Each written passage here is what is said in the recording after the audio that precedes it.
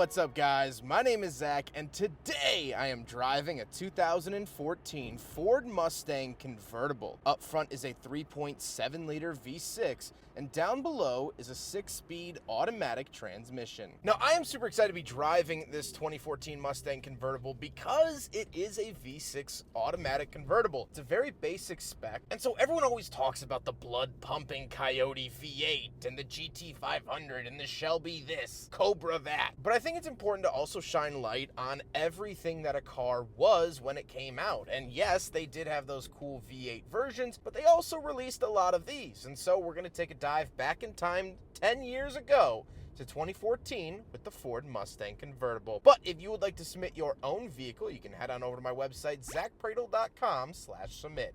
It's a quick and easy submission form. It takes under a minute to fill out, and I come out to you. But let's get back to that 3.7-liter V6. Well, I actually really like this engine. It's a Duratec engine and was shared with like the Ford Explorer and Ford Taurus of the time, but also the Mazda 6. And I reviewed a Mazda 6 that had well over 220,000 miles, and as of the recording of this video, I believe it's actually above 250,000 miles now, with virtually no issues, which is a very good thing. It also replaced the asthmatic 4-liter V6 that I never really liked. I did not like the 4-liter V6 that came in the Mustangs before this, and so I think this is a healthy upgrade, let alone you get 95 more horsepower than the 4-liter. So this makes 305, where the 4-liter made 210.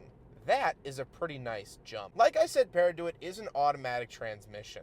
Would I prefer a manual? Yes. But not every application requires a manual. This is a fun in the sun cruising car, and so driving around town, going to get a milkshake, going to get some ice cream. I've been really big on the mochi donuts recently. This is a perfect car for that, and as the sun is starting to come out here in the spring, this is the car that you want, and so the automatic doesn't faze me. Last but not least about the drivetrain, of course, it is rear-wheel drive, as all Mustangs have been, and I assume all Mustangs will continue to be. How does it feel to drive the V6 convertible Mustang?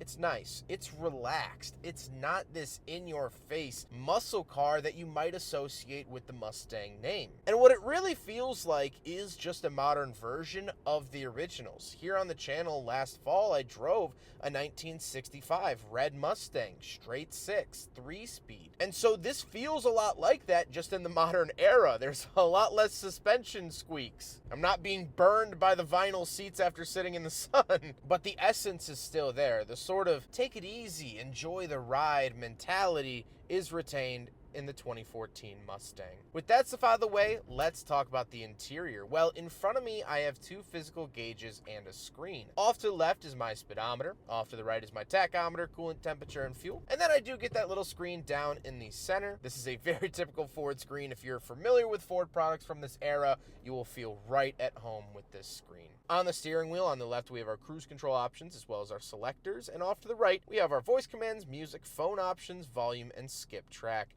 The overall steering wheel looks and feels nice. Again, really harkens back to the original Mustang, and I like that callback that Ford gave it. Off to the left, we do have a climate control vent and our headlight switches. And moving on to the door, we have our power mirrors, power locks, and power windows, of which we get 3 power window switches. The rear controls the rear little corner windows, so it's nice that you can open those independently. Moving into the center, we do have 2 climate vents as well as a 12-volt outlet. I don't love the positioning of this, but I believe the thought process behind this was for a radar detector. But if you try to charge your phone, you're gonna have a giant dangly cord just in the middle of everything. So I wouldn't recommend that, but maybe for a radar detector, sure. Then we have our radio. So we do have our seek buttons, menu, sound, phone, clock, all of these different buttons. This was sort of peak button for the 2010s. Now everything is just a giant screen, but I actually prefer this. I like having physical buttons on things, and so the Mustang gives me that. I also do get a CD player, AM and FM, Sirius, aux.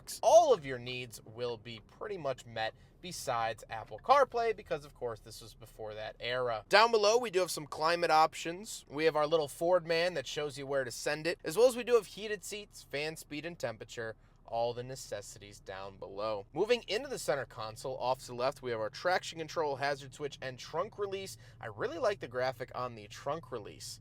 They did not have to get this detailed, but for some reason Ford did. Then we have the shifter off to the right. You can plus minus on the side if you'd like. Big, chunky 2000 shifter, pretty much what I expect out of Ford. And then down below that, we have openable cup holders. So we will do a big friggin' bottle test here in the 2014 Mustang convertible. And you know what? I'm gonna give it a pass. The bottle sat in there enough to where I did this entire drive with the bottle in the cup holder and it didn't fall down. So that's usually my rule of thumb for the big friggin' bottle test. It doesn't sit super happily, but it doesn't fall over and it is wide enough for the bottle. So at the end of the day, I'm giving it a pass. Then we do have a little openable cubby back behind that with our USB and aux inputs. And then the seats. The seats are power and heated, which is very, very nice. Very happy to see that. Especially heated seats in a convertible are very important to me because I love driving with the top down, but sometimes it's just a little too chilly. So you throw that heated seat on with the top down, I think it's a very happy medium. However, speaking of seats, we do have back seats. So let's go do a backseat review. Now, normally I hate coupes, or getting into the back of coupes, I should say. But I don't mind getting into the back of convertibles because I don't have a headliner to bash my face on. So we're gonna scoot the seats all the way up. Obviously, this isn't a real seating position. If the driver were sat like this, then he would probably be an amputee. These seats are not very spacious in the leg area. They're actually very comfortable seats, but with the seat moved back into my driving position, there's no chance that I'd really get anyone of size back here. Kids, toddlers, what comes after toddler? I haven't had kids yet, so I don't know the different episodes that kids go through or whatever. Phases, seasons, I don't know. What comes after toddler? Whatever's right after toddler, they would fit back here. Fine, I guess. Or if you have a friend that doesn't have legs, that'd be very nice. They would fit back here great. Pets, but honestly, put your book bag back here, throw the groceries back here. It has back seats. You know what I mean? Let's hop into the very back. We'll take a quick look at the trunk and cargo space, and then we'll talk about the looks. All right, so we're on the back of the 2014 Ford Mustang convertible. Hit it twice for the trunk popper, and once we come up here, lightly pull it up. We have some chairs back here, and the owner did tell me that him and his wife, their full luggage fits back here. So if they are going on a trip, going to the airport, whatever it might be, they can fit it all back here, which is very nice, not only for like a sportier car, but very nice for convertibles, because 9 times out of 10, the roof ends up taking up 50-60% of the trunk space it would normally have. For example, the SC430 from Lexus, the trunk was tiny when the roof was down. And so very nice to see that, as you can tell, the roof is in its in position or down position, and you still have plenty of space. Love to see that.